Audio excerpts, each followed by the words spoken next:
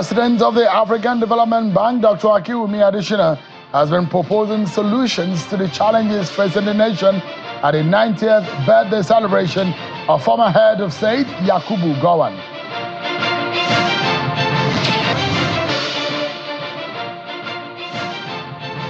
And tonight we dig into some of the evils in our electoral system. We find out what could be the way forward.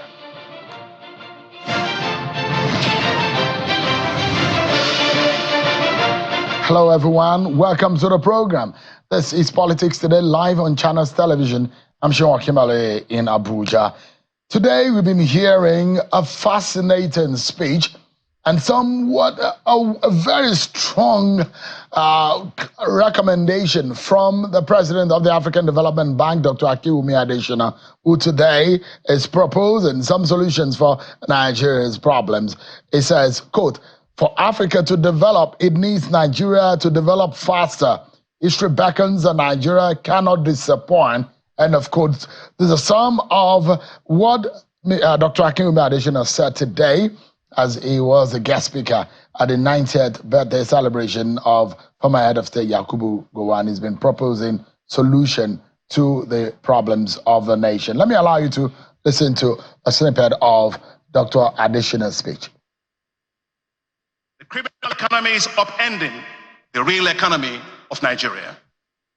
To address the situation, urgent and comprehensive efforts are needed to restore security and law and order, to protect lives, property and farmlands, and to restore normalcy to traumatized zones, towns, villages and communities. To stabilize and restore economic fortunes, education, health, social protection, and jobs for youth programs must be prioritized.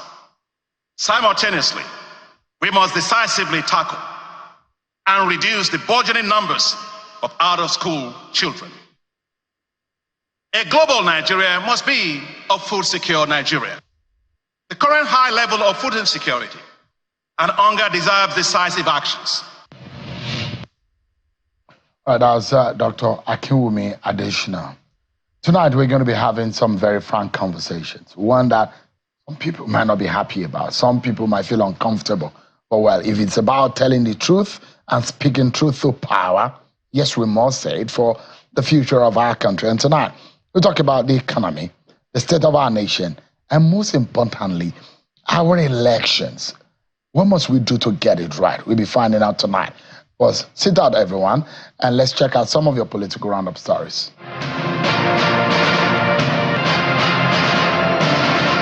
The reinstated Deputy Governor of Edo State is offering 1 million naira for information on looting of the state government's assets, which he alleges is ongoing in ministries and government offices. Mr. Shuaibu, who made the disclosure in a press conference at his home office in Benin City, the Edo State capital, is also inviting the EFCC and ICPC to investigate alleged massive contract fraud at the Ministry of Roads and Bridges. I am by this, as the Deputy Governor of Edo State, on behalf of Edo State government, offering a 1 million Naira prize money for any information that leads to recovering of any looted government assets. The Tony Okocha-led All Progressives Congress in Rivers State has linked the political crisis rocking the state to the internal party crisis within the ruling People's Democratic Party in the state. He emphasized that the APC has nothing to do with it. Speaking at a press conference in Abuja, Mr. Tony Okocha criticized the Judicial Commission of Inquiries established by Governor Sim Fubara to investigate the recent burning of some local government area secretariats, stating that the inquiry is not comprehensive as it excludes the APC secretariat, which was also targeted during the crisis, and urged for a thorough investigation of the crisis. Meanwhile, the coalition of councillorship candidates in the recently concluded local government elections in Rivers State has declared that they will not be contesting the results in any court or tribunal. Speaking shortly after a meeting in Port Harcourt, the group expressed reservations about the election outcome but emphasized their decision to accept the results, just as they promised to support Governor Fubara's administration. A former national women leader of the APC, Mrs. Stella Okotete, has emphasized the need to empower women to assume leadership positions in politics, economy, and other sectors in the country. Mrs. Okotete stated this during the Delta State APC Women Empowerment Summit 2024 held in Asaba, the state capital. She also notes that President Bola Tinubu's renewed hope agenda holds hope and prosperous future for all Nigerians. we decided to have this event to help women in various categories with grants for their businesses, with skill equipment for their businesses, and to ensure that we have women who will go back to their communities to encourage human capacity development within the community and the standard. Ahead of tomorrow's local government elections in Kaduna State, the Kaduna State Security Council has imposed restriction of movement throughout the state from 6 a.m. to 7 p.m. According to a statement by the State Commissioner of Internal Security and Home Affairs, Mr. Samuel Aruwan, vehicular movements as well as commercial and other related activities which may constitute impediments to law and order are to cease within the period of the restriction, that's 6 a.m. to 7 p.m. on Saturday. It also enjoined members of the general public to promptly report any observed acts which may threaten law and order to security agencies and not to take laws into their hands.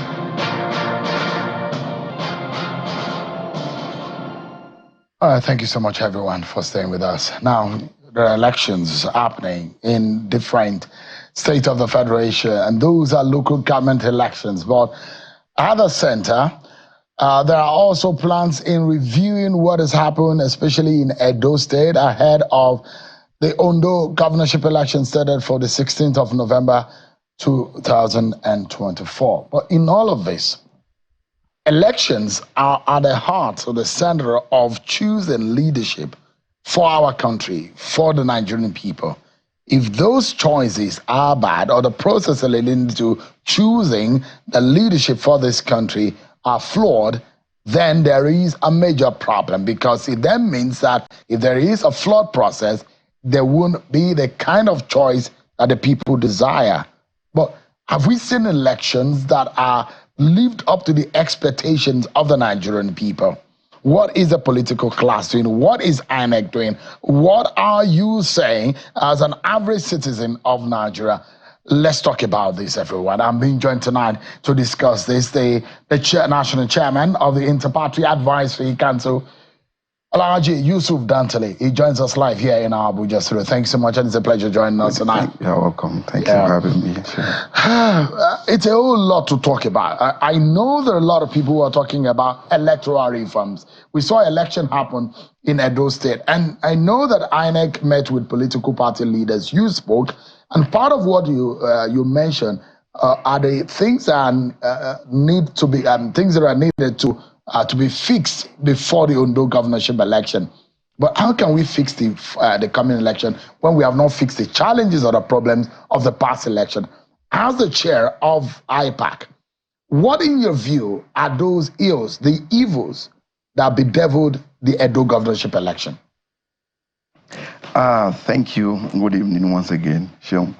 I want us to address or to approach this looking at the remote cause of these problems and the immediate cause of the problems. The fundamental thing about this problem is that why do people seek political office in Nigeria? So that is the major problem we have. It is a very painful truth, but politics today is more of business transaction than going to serve the people. And that is the real problem. The political office holding in Nigeria today has been transformed. It's been so lucrative that when people are voted to office, yes, you spend so much money getting there because it's a Nigerian problem too. And then the next thing you want to do is to recoup what you spend, okay, in the course of election. And then what you think is the next election. And on the part of the populace, when you come back home as a political office holder, you are expected to have stolen so much money that will will use it to change the lives of your friends and the immediate family, but not the people. So because of this problem that is not being addressed, you see politicians deploy every arsenal available to them, whether it is legitimate or it means circumventing the laws to get to the offices. So until we address the lucrativity of our political office holding in Nigeria, whatever we do will still be illusionary, because we cannot continue to change electoral laws after every general election. It is, to me, it is an aberration. and we must look at this, but we have to be sincere with ourselves as Nigerians. So let's break it down. Yes. You are saying, and it's interesting that it's coming from a politician, yes. and you are supposed to be the leader of the Nigerian political class as it stands today, because IPAC is the committee of all political parties. Now, you're saying invariably that the Nigerian governance or government appointments or elective offices are too juicy. Yes. Is that what you're saying? Yes. So it's too attractive. It's too attractive economically. How do we then break it down such that that attraction is reduced and people go for service other than enriching themselves? You are aware recently that there was an argument about what the take-home pay of a senator, of a sitting senator, is in Nigeria, that of the executive. Some persons say, okay, the Fiscal and Revenue Mobilization Office will say, okay, it's about 1.something million. But a sitting senator said, no, I go home with 20-something million every month. So up till today, no one have come up to say this is exactly what the take-home pay of a senator is. For every election, there is always funds for prosecuting every election in Nigeria. But there is no election to solve fundamental. Look at what happened in Borno, for instance. There was no money was meant for the correction of a dam. Some persons in charge of these things went away, wrote a fictitious report that nothing will happen, and people died, properties lost. Up till now, they are still trying to fix the problems. Nothing has done, nobody has been punished, nothing has happened. And this thing will continue. So until, and then the governor of a state, have the State Independent Electoral Commission, for instance, in his pocket. You see the quality of elections that have been conducted across a state in the name of State Independent Electoral Commission. Some that you don't see ballot boxes. It does not meet minimum standard of election. Why should it be? Why must people be forced to accept their leaders? And the worst of it is that this is supposed to be the government that is closest to the people, where development is supposed to be attracted. I mean, you mentioned something about the dam, and there are the fact that a lot of the times when things are done badly or people do wrong things in government and there are no consequence, it actually aches the mind. Just yesterday, China was said to have jailed about 15 persons over building collapse that killed dozens of people. That is its consequence upon actions of people. And you see, the dam that you mentioned, for example, I'm not sure anything will be done to anyone who is found guilty. No one is even talking about it.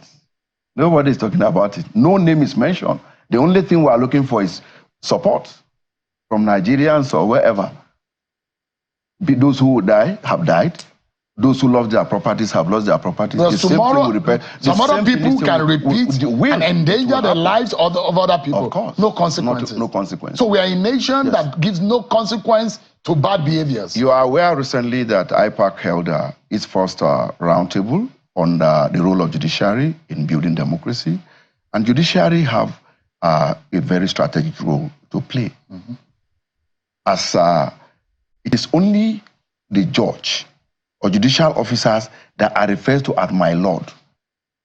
So what it means is that this institution is supposed to be as sanitized as possible. But here we are today in Nigeria. You see courts of coordinate jurisdiction issuing court orders on same matter and counter court orders. It is embarrassing.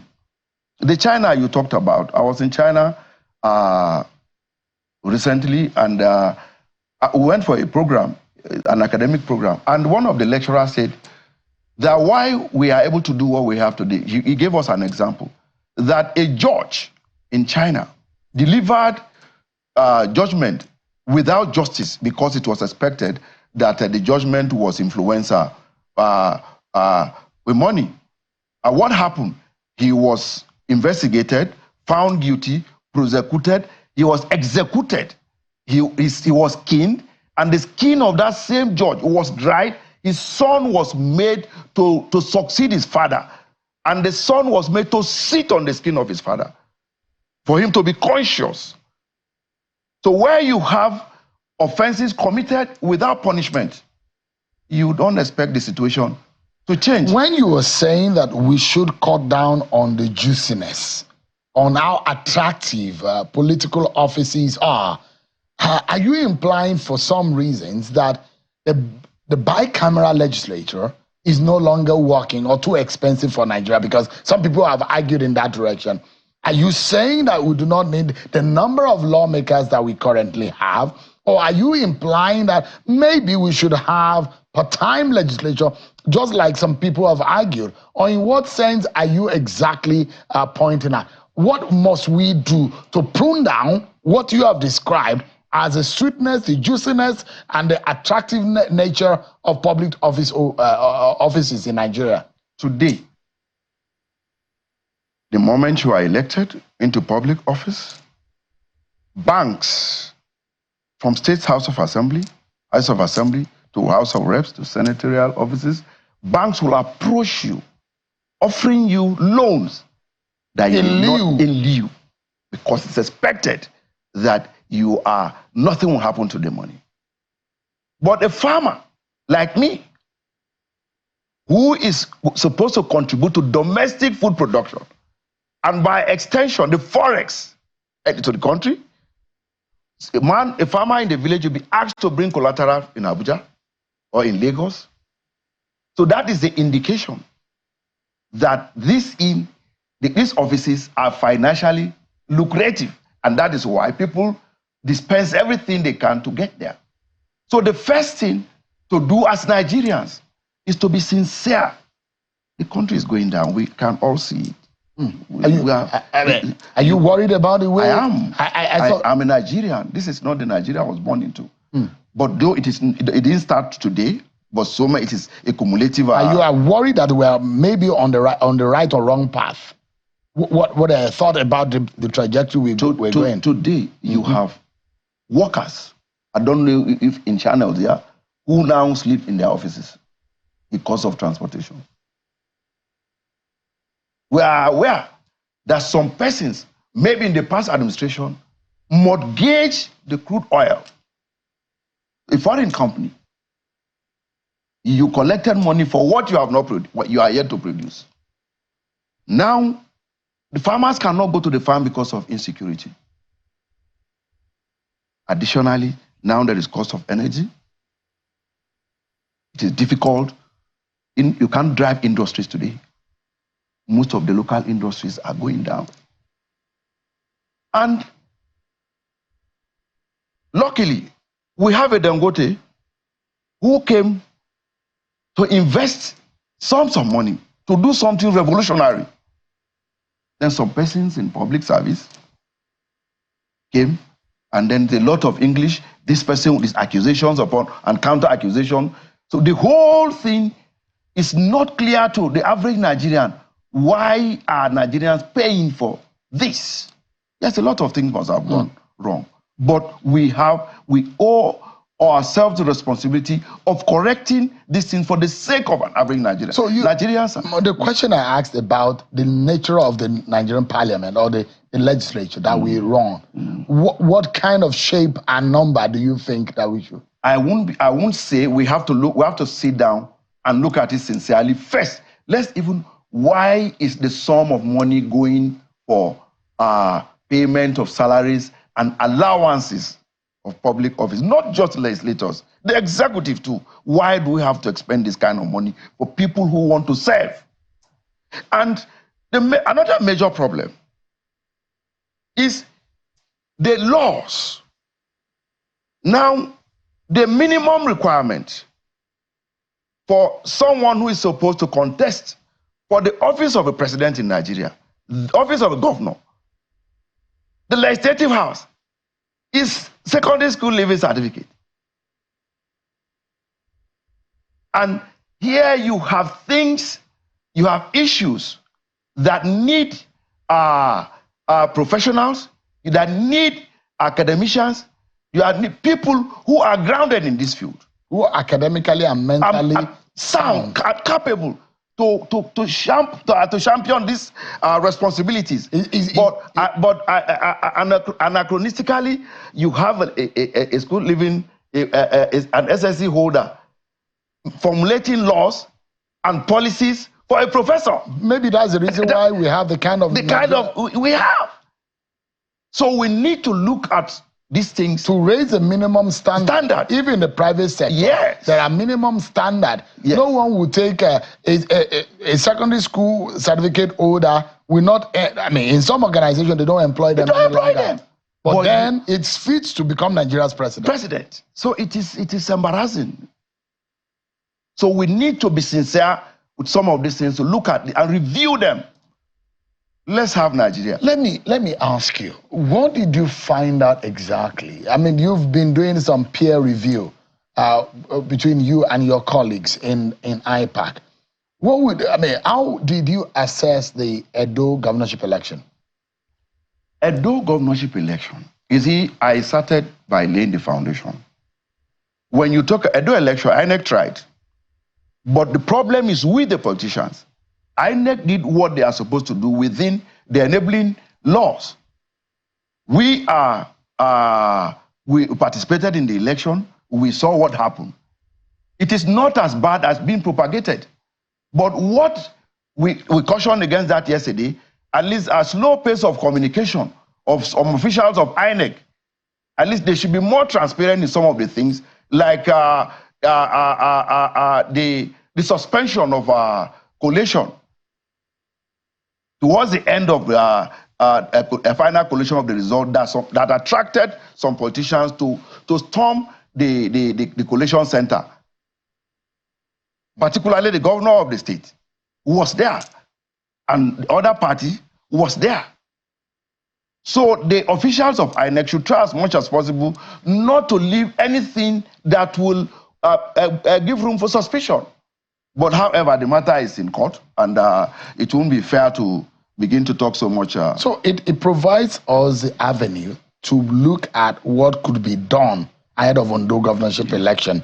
And I think it's also right, because you mentioned a few things, pointing the attention of INEC to a few things that needs to be done ahead of Ondo governorship election yesterday. Share with us some of those things that you think are critical that needs to be fixed.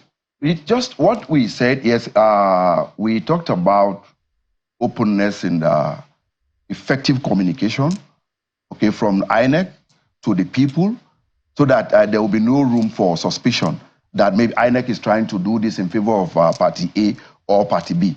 I think outside that communication gap, there was no problem visible with all the things that happened, because all the parties tried, everybody did what they wanted to do, or the result came. But we must look at why do we want to spend everything we have to get to the offices? Why must we kill? Why is it that it will always be difficult to have money that will work for the welfare of the people, but there is always money for election? So these are some of the things we need to look at, because if we don't and we continue, God forbid, we need to have a Nigerian before election. It's not going to be about party. It is not going to be about the office. It's about us as Nigerians. Nigerians are going through a lot. So many things happen before now, and up to now, look at what is going on. And look at what is going on in the local government election, because yes, this is supposed to be an independent tier of government. This is a government that is closer to the people.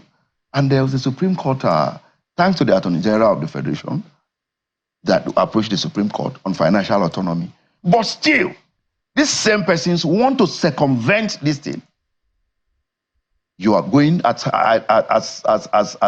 evil as imposing outrageous amount of money as nomination fee For chairmanship, councillorship, you ask people to pay as high as 11,000, 10,000.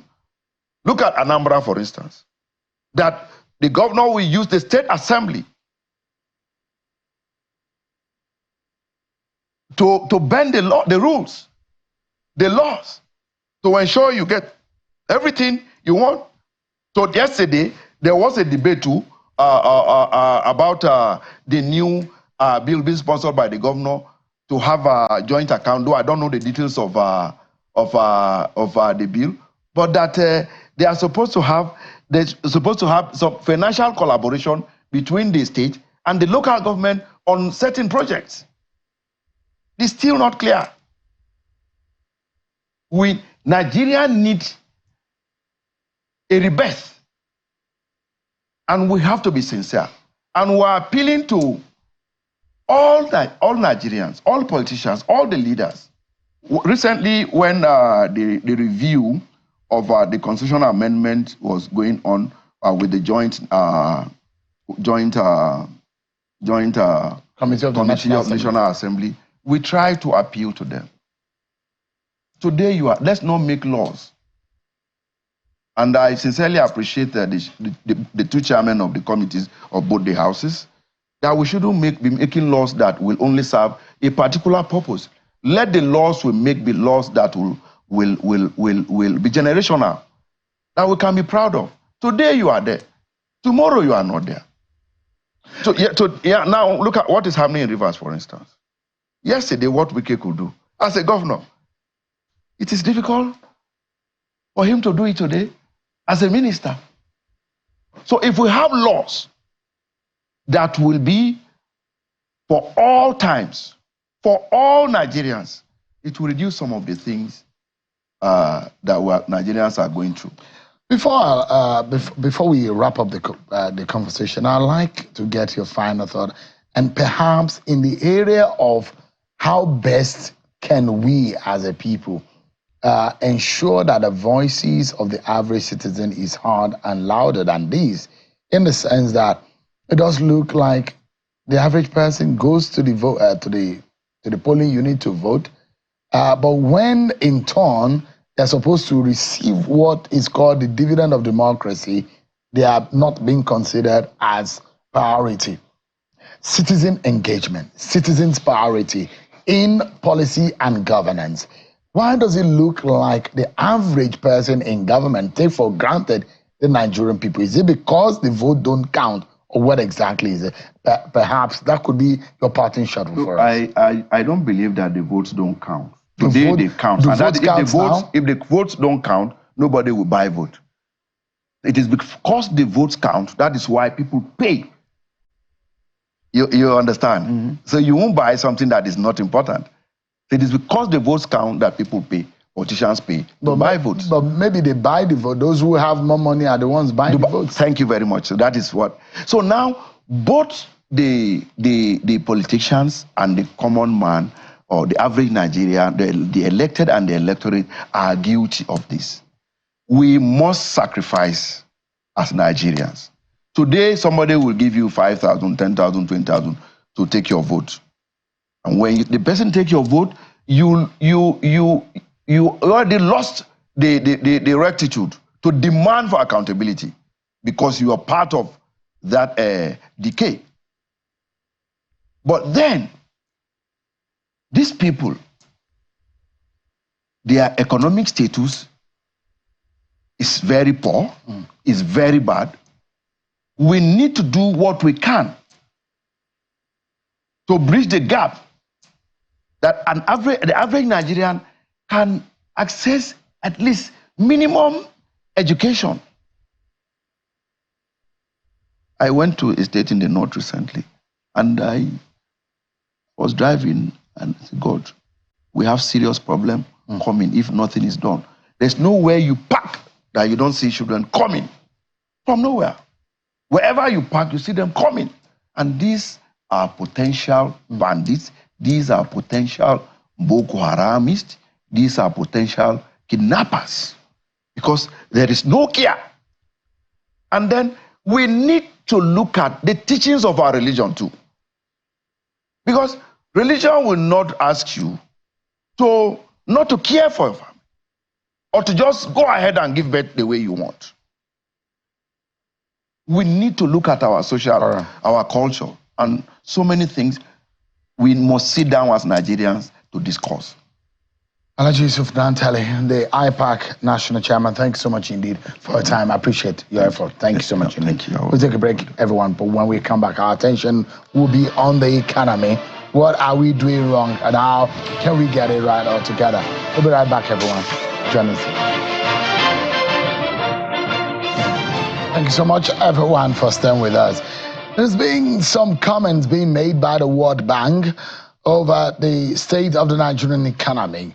Words like stay on the right path, be consistent, so you can sustain the effort in reforming the economy. And there are also some staggering statistics in relation to the Nigerian economy. 129 million Nigerians living in poverty. These are not the kind of figures one will want to live by, but especially because it's the reality that matters, the reality of the kind of livelihood and the standard of living of the average person in Nigeria, with the price of commodities skyrocketing and all of the statistics of the economy, most of them in the negative. But the big question is, if the World Bank is saying that the fiscal side of the policy of the economy are on the right path, but how do you balance things out when those policies, according to the World Bank, is okay on the right path, but then the average life of the life of the average person is not showing or indicating that such policies are working? Oh well, they say patience in the internet, but let's get talking. Someone who is a former senator, a member of the APC, a former banker, Senator Abubakar Yusuf, who joins us live here in our studio. It's good to see you, distinguished for. Thank you so much indeed for joining us tonight. Thank you very much, Shaun. I'm pleased to be with you. Thank you so much. You had a big fight up to the Supreme Court. You wanted to be Taraba governor, but here you are today. Give us an understanding. As a former banker, someone who has his eyes on the Nigerian economy, how would you describe some of the projections of the World Bank vis-a-vis what we are experiencing, the indicators of the Nigerian economy? How do you assess it? How do you describe the way things have gone? Well, thank you very much. Before I answer your question, first of all, if we ask ourselves how much quantity of crude oil are we producing, how much are we exporting, you will have different figures. NNPC will give you different figures. The multinational oil companies will give you different figures. OPEC will give you different figures. So which figures are you going to rely on? So I'm laying the foundation now. Now the figures that the World Bank or IMF, are talking about, some of them are questionable. Very, very questionable. I mean, if things are showing on the negative direction and World Bank and IMF are saying that, things are going on well, no, I don't know who is right or who is wrong. The reality is saying that the World Bank and the IMF are wrong in terms of, the statistics they are using. So for me, I think we need to look at these things, from the basics on how the economy is being run. So you're saying that the IMF, the World Bank, these institutions are not reliable? Well, the statistics, I'm talking about the statistics, where they get their statistics from, I don't know. So that's why I laid the foundation. Let the World Bank tell us exactly how much crude oil is being exported and how much crude oil is being, produced in this country. Now, if we get those statistics and compare and see with others, which one is more reliable? So we have to look at these figures once again. So the question is, what have we been planning on? Because without statistics, what are the economists, what are they using to develop and design the economic template that we're using? Shaun, ask me once again, which kind of statistics are we using? Which kind of statistics are we shunning out? Typical example, when we talk about this kind of statistics that we are talking about. For me, we have passed through so many issues, so many statistics that have been shown out. Nigeria Board of Statistics, the statistics from social areas, and even from the banks and what have you. So, I think we are enemies to ourselves. We are refusing to bring out the real statistics that will conform with the realistic, nature of our development or the way we are progressing. So I think we need to look at, how we churn our statistics once again. We need to be very, very factual. We need to know the basis. We need to know how these things, are being done. We are not doing the right thing, in my own opinion, at this point in time. Do you have faith in the Bretton Woods institutions? From around 1944, when these institutions were created, the goals and the objectives were very simple. A unification of global economies, policy direction for global economies, to have, for most countries to sing from the same hymn book, in terms of the direction of the policies for the peoples of the world. Those are some of the objectives and the standards of which these Bretton Woods institutions were created. But do you have faith in those institutions as far as the Nigerian economy is concerned? You see, for me, there's a lot that needs to be desired in how they put their own policies. You see, in economics, you can base your policy on what we call, the classical economics. You can base it on the Keynesian, economics. But both of them cannot be together. When World Bank, IMF is saying in the long run, I think I read somewhere where they are saying that we need about 15 years down the line to stabilize. That is long term. Something that we can do in 3 years, 4 years. Why will we wait for the statistics they are using?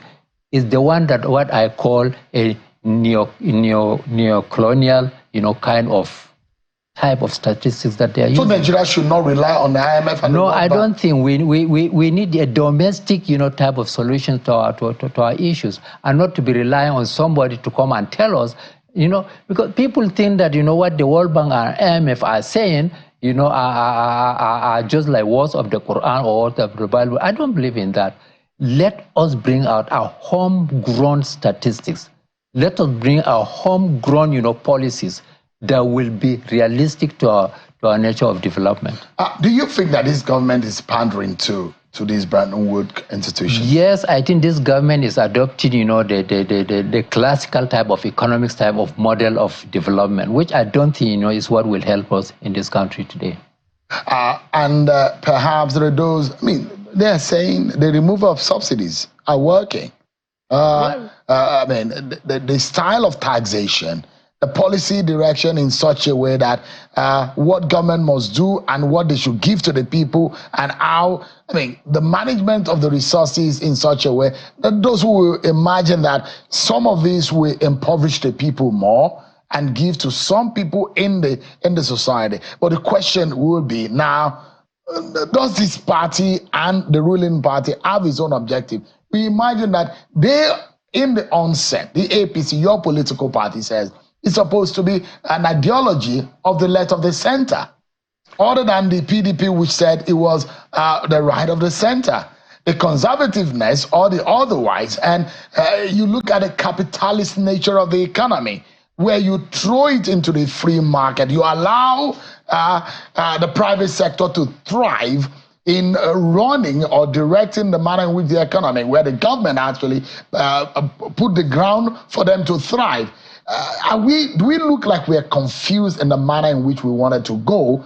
Or perhaps you think that the Tinubu government has its own master plan, which is perhaps also orchestrated or helped in design by these Bretton Woods institutions? Well, thank you very much. The master plan of President Tinubu is okay.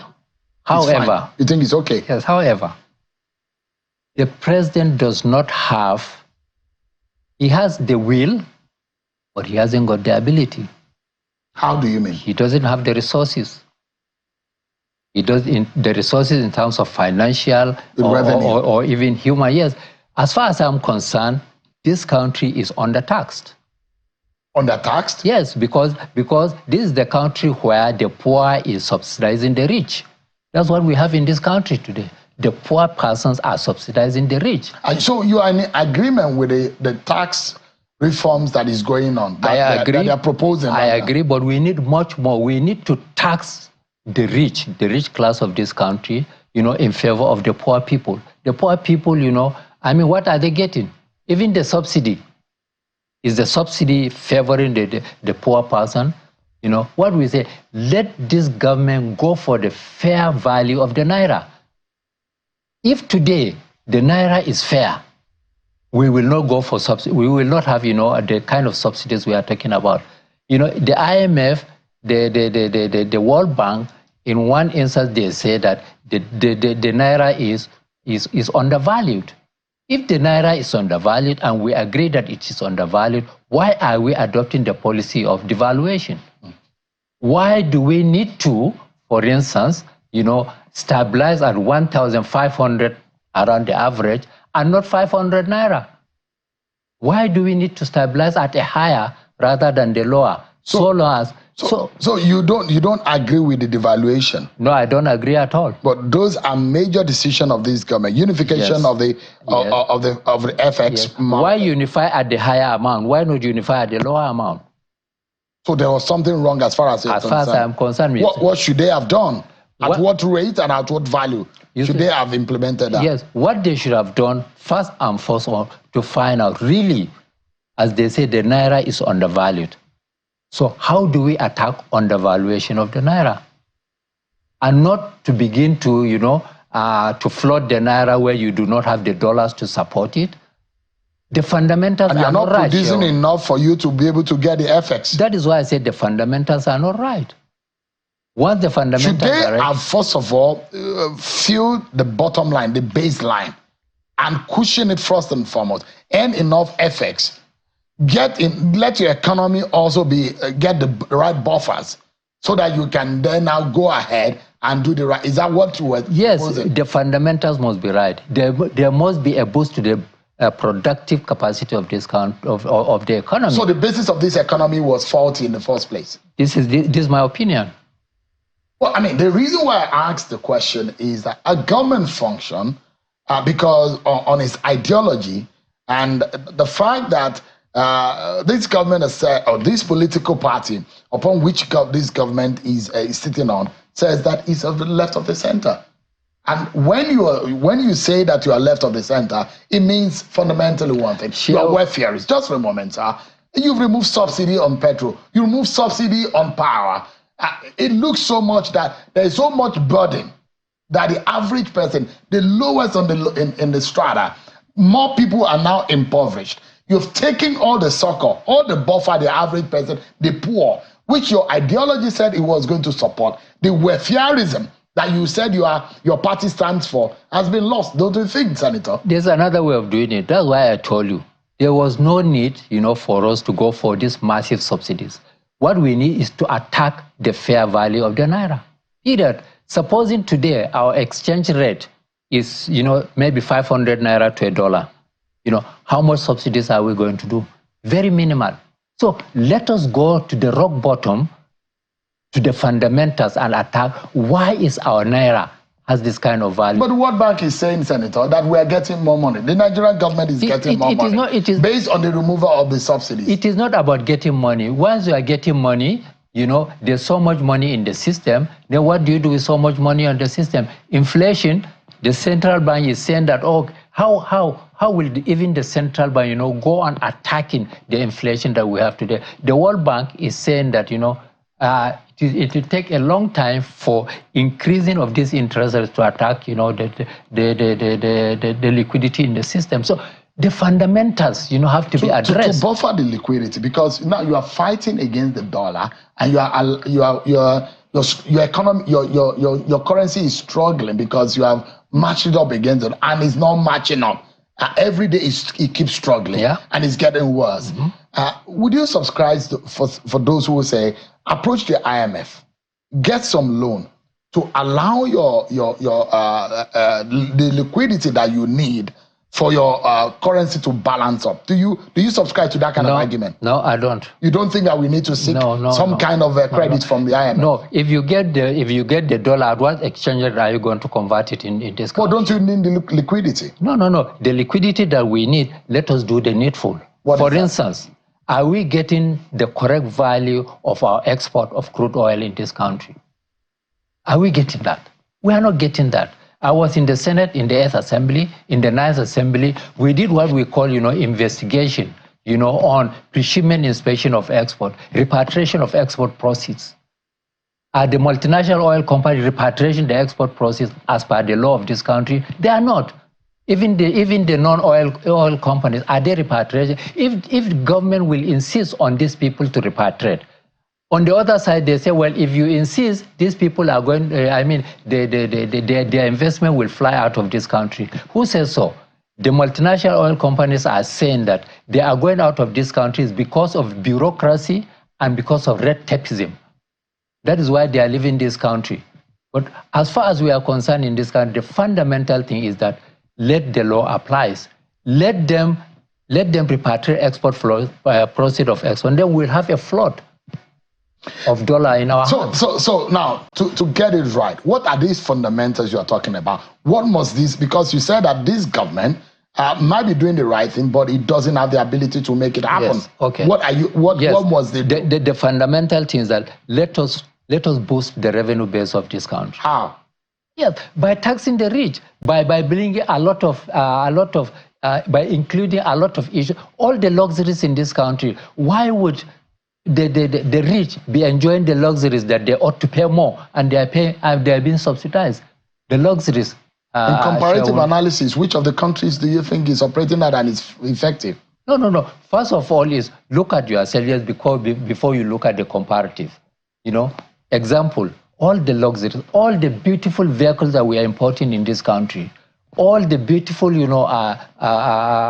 domestic, appliances, all the beautiful things that we are doing in this country, our wristwatches, our what do you call it, our textiles, our shoes, all these things, Sharon, where are we getting the money to buy them?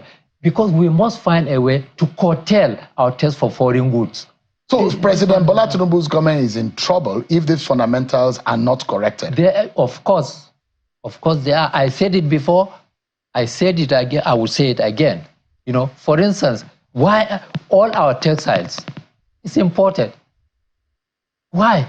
So we need to look inwards. We need to look into fundamentally and consume local. Yes. How many of the innocent vehicles is the government buying?